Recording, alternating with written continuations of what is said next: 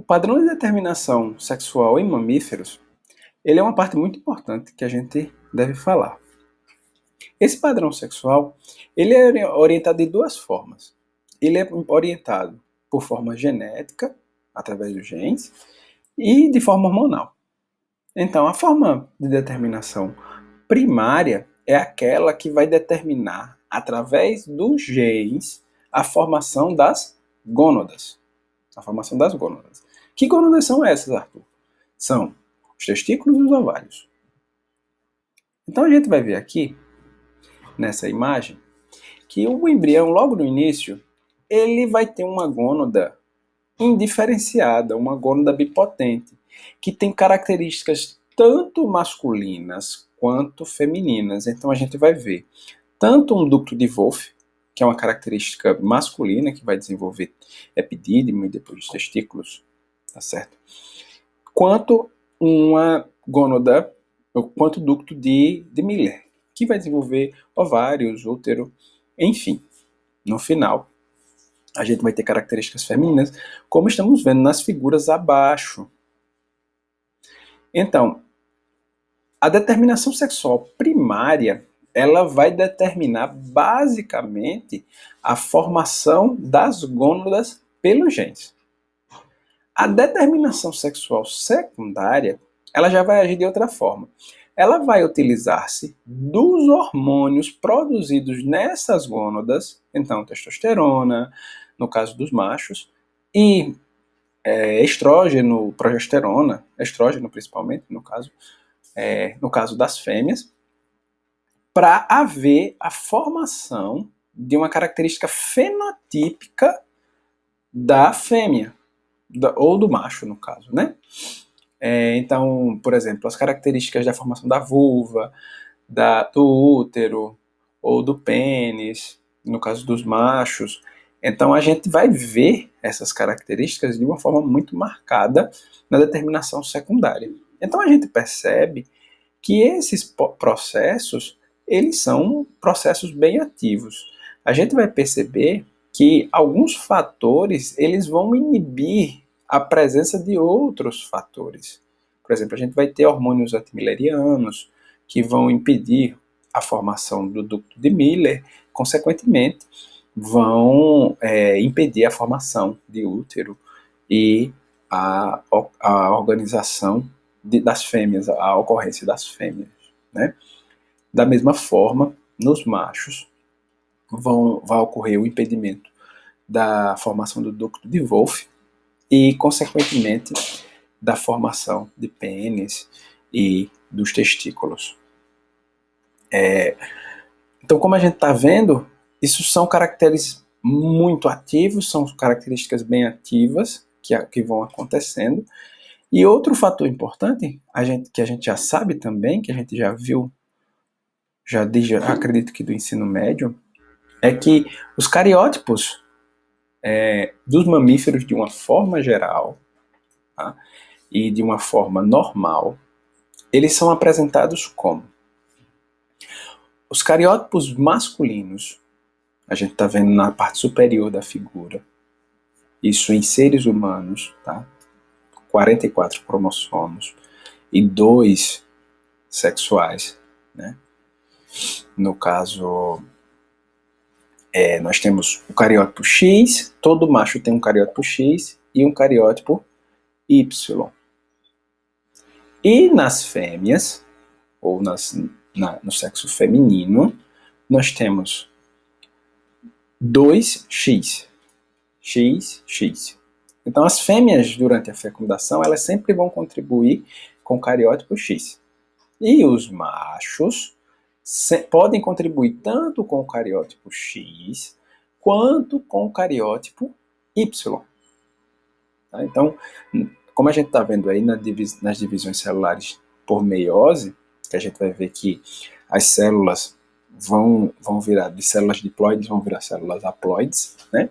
Para que no momento da fecundação elas voltem a ser células diploides e deem origem a um novo indivíduo.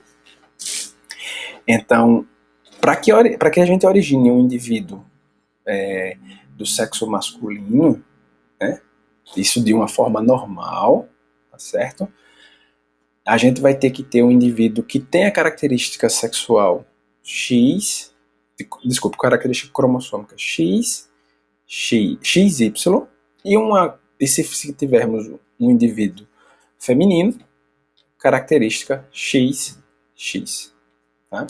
Professor, e pode acontecer situações diferentes? Podem. A gente tem, como nesse caso, algumas síndromes, a gente chama de anaploidia.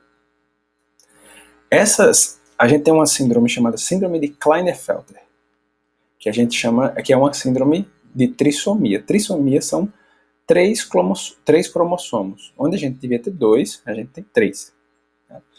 A gente está vendo aqui em seres humanos, essas situações de trissomia podem acontecer tanto em cromossomos sexuais, como nesse caso que a gente está vendo, quanto em cromossomos que não são sexuais. Tá certo? Nesse caso, a gente, na síndrome de Klinefelter, a gente está vendo aí que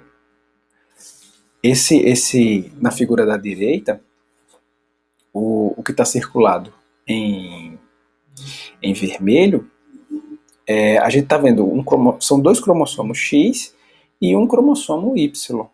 Então, o indivíduo ele tem 2X e um Y. Então, quando foi haver a determinação ou a entrada do cromossomo Y, ou a ativação do cromossomo Y, foi num momento que não foi muito apropriado. Então, houve a determinação de X, mas houve também uma determinação de Y.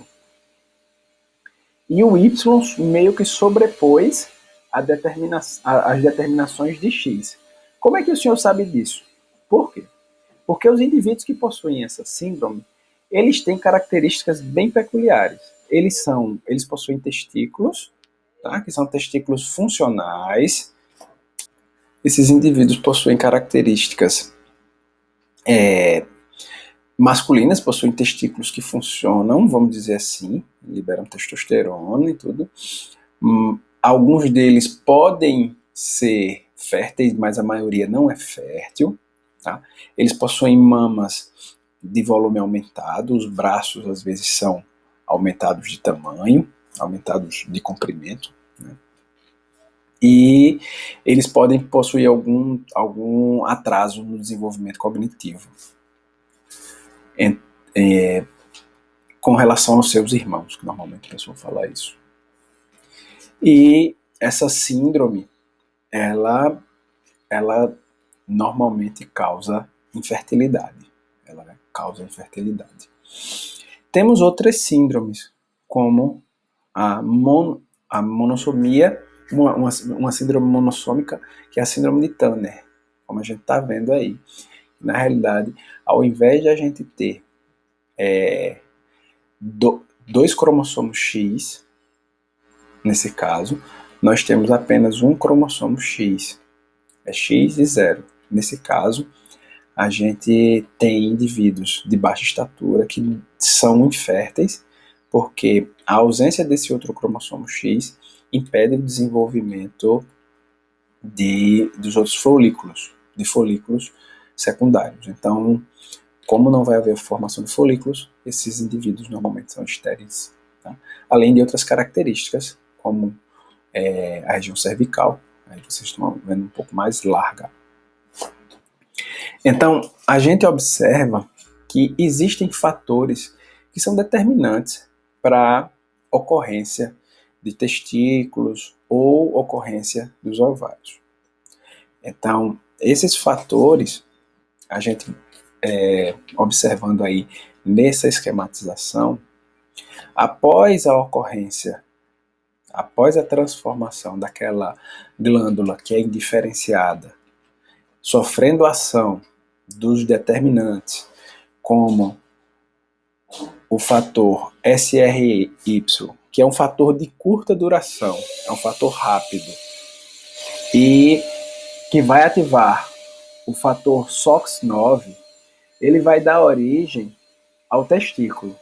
E através da liberação de hormônios e fatores parácrinos, vai haver a liberação ou a transformação, né, a determinação para transformar a genitália masculina do feto. Então vai haver a formação de